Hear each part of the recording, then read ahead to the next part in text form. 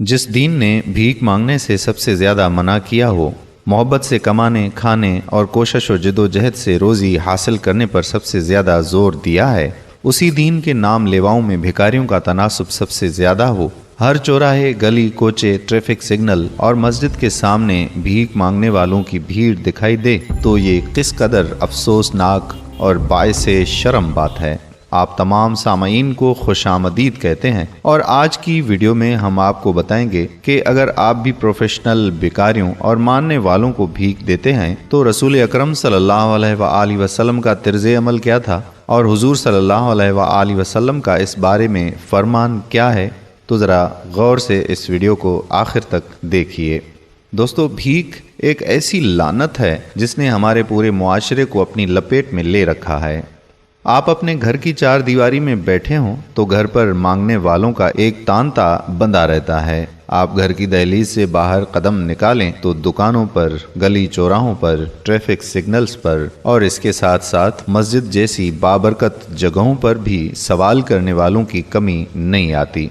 इनफरादी सतह पर तो छोड़िए, बहैसियत कौम भी हम मांगने वालों में शुमार होते हैं।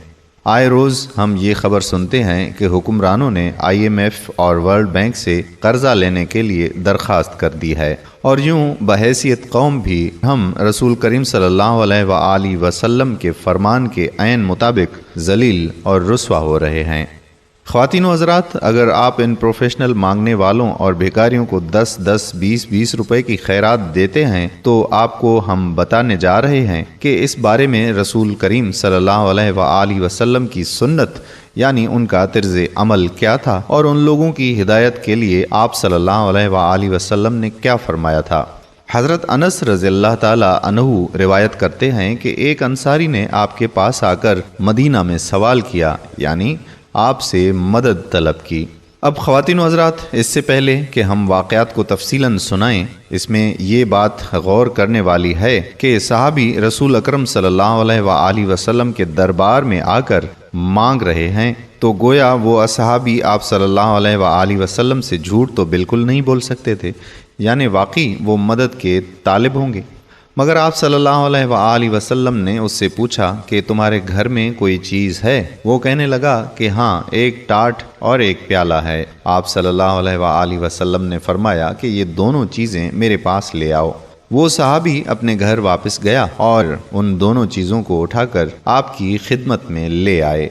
आपने उनको हाथ में लेकर फरमाया कि कौन इन दोनों चीज़ों को खरीदना चाहता है। एक आदमी ने कहा कि मैं 1 दरहम में इसे खरीदता हूँ। आप सल्लल्लाहु अलैहि वसल्लम ने फरमाया कि 1 दरहम से ज़्यादा कौन देता है, और आपने ये बात 2-3 बार दोहराई। तो एक आदमी कहने लगा कि मैं इन चीज़ों को 2 दरहम में खरीदता हूँ।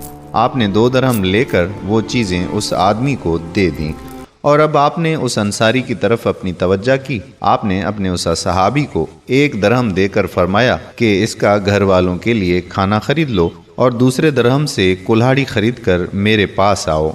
जब वो बाजार से कुल्हाड़ी लेकर आया तो आपने अपने दस्ते मुबारक से उसमें लकड़ी का दस्ता ठोंका, फिर उसे फरमाया कि जाओ जंगल से लकड़ियां काट कर यहाँ लाकर बेचा करो और 15 दिन के बाद मेरे पास आना।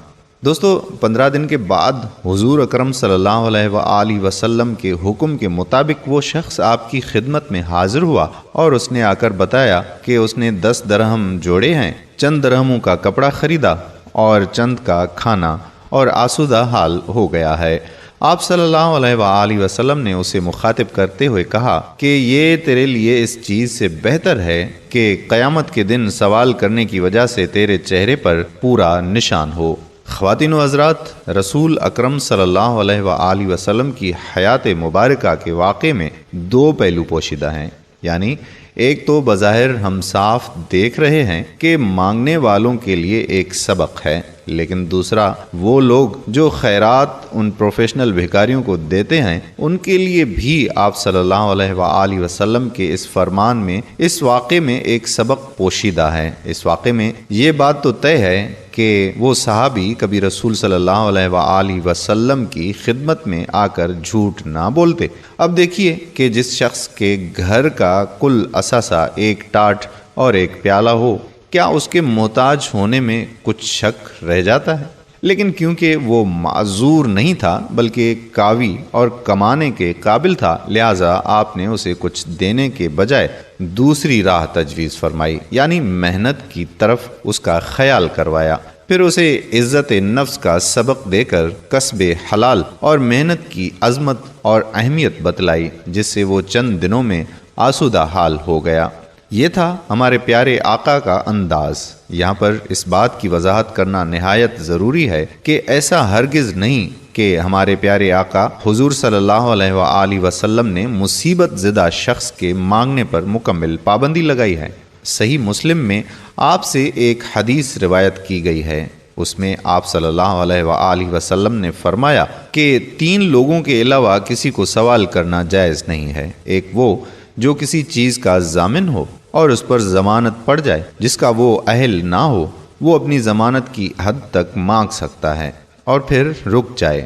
دوسرا وہ جسے ایسی آفت پہنچے کہ اس کا سارا مال تباہ کر دے، وہ اس حد تک مانگ سکتا ہے کہ وہ اپنے پاؤں پر کھڑا ہو سکے۔ اور تیسرا وہ شخص جس کو فاقے کی نوبت آ گئی، یہاں تک کہ اس کی قوم کے 3 معتبر شخص اس بات کی گواہی دیں کہ فلاں کو فاقہ پہنچا ہے، اسے سوال کرنا جائز ہے، حتیٰ کہ اس کی محتاجی دور ہو جائے گی۔ فرمایا کہ ان 3 قسم کے لوگوں کے سوا کسی اور کو سوال کرنا حرام ہے، اور ان کے سوا جو شخص سوال کر کے کھاتا ہے وہ حرام کھا رہا ہے۔ گویا یہ اصول ہمیشہ کے لیے طے کر دیا گیا کہ اسلام میں بھیک مانگنا منع ہے۔ اسلام ہاتھ پھیلانے کی اجازت نہیں دیتا۔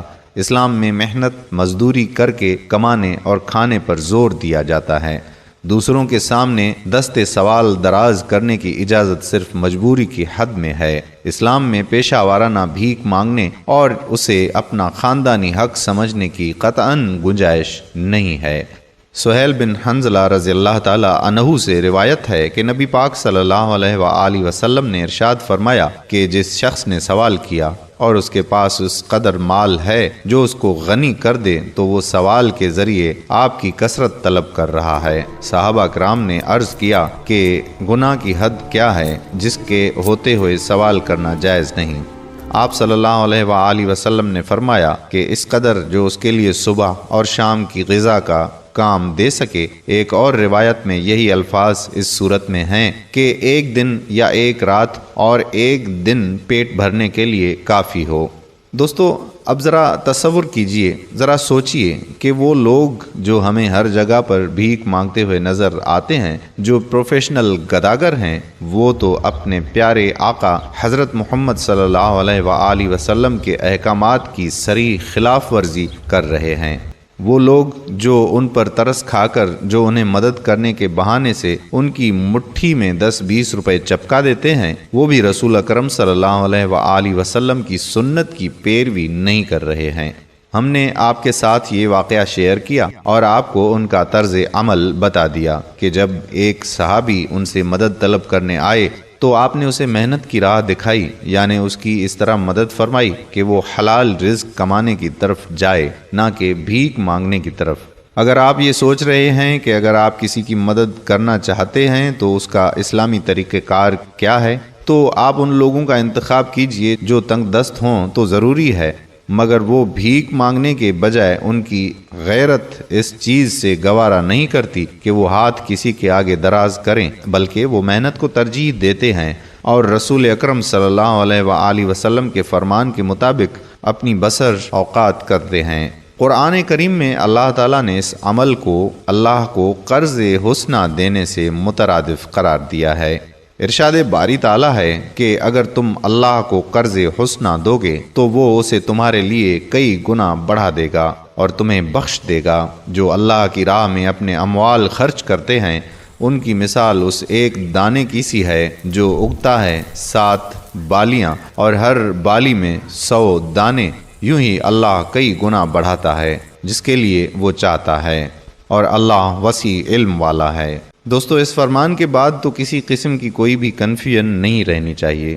اس کے مطابق بھیک مانگنے والوں کی اور اس مافیا کی حوصلہ شکنی کرنی ہوگی، اور کسی کی اگر آپ مدد کرنا چاہتے ہیں تو اس کا بہترین طریقہ یہ ہے جو اسلام نے ہمیں بتایا ہے کہ آپ کسی بھی محنت کرنے والے کسی بھی مزدور کی اجرت اس کا پسینہ خشک ہونے سے پہلے ادا کیجیے، اور اس کے ساتھ ساتھ ان لوگوں کا انتخاب کیجیے جو بھیک مانگنے پر اپنی عزت نفس کو ترجیح دیتے ہیں اور محنت سے اپنی روزی روٹی کماتے ہیں۔ اگر آپ کہیں پر کھانا کھانے جاتے ہیں تو وہاں پر فوڈ سرو کرنے والے کو آپ ٹپ کی صورت میں اضافی رقم دے کر مدد کر سکتے ہیں۔ اسی طرح اگر آپ گھر میں کوئی کام کرنے کے لیے مزدور وغیرہ بلاتے ہیں تو اس کو اس کی محنت سے زیادہ، طے شدہ اجرت سے زیادہ آپ دے کر بھی اللہ کو خوش کر سکتے ہیں۔ یہ وہ لوگ ہیں جن کے بارے میں فرمان ہے کہ القاسب حبیب اللہ، کہ محنت کرنے والا اللہ کا دوست ہے، اور اگر آپ اللہ کے دوست کی مدد کریں گے تو اللہ آپ پر راضی ہوگا۔ یاد رکھیے کہ رب سے مانگنے والے کبھی مایوس نہیں ہوتے، اور جو لوگ ہر ایک سے ہر وقت ہر چیز مانگتے ہیں انہیں ان سے مایوسی کے سوا کچھ نہیں ملتا۔ لوگوں کے آگے ہاتھ پھیلانے ہی کو بھیک کہتے ہیں، اور یہ انسان کی غیرت و حمیت کے خلاف ہے۔ اس سے خودداری ختم اور شرم و حیا جاتی رہتی ہے۔ نبی کریم صلی اللہ علیہ وآلہ وسلم کا فرمان ہے کہ اوپر والا ہاتھ نیچے والے ہاتھ سے بہتر ہے، اور اوپر کا ہاتھ خرچ کرنے والا ہے اور نچلا ہاتھ مانگنے والا ہے۔ ہم امید کرتے ہیں کہ آپ کو یہ نکتہ سمجھ میں آ گیا ہوگا، اور آپ آئندہ ان پروفیشنل بھکاریوں کی حوصلہ شکنی کریں گے اور اس مافیا کو فرمان رسول صلی اللہ علیہ وآلہ وسلم کے مطابق ختم کرنے میں اپنا بھرپور کردار ضرور ادا کریں گے۔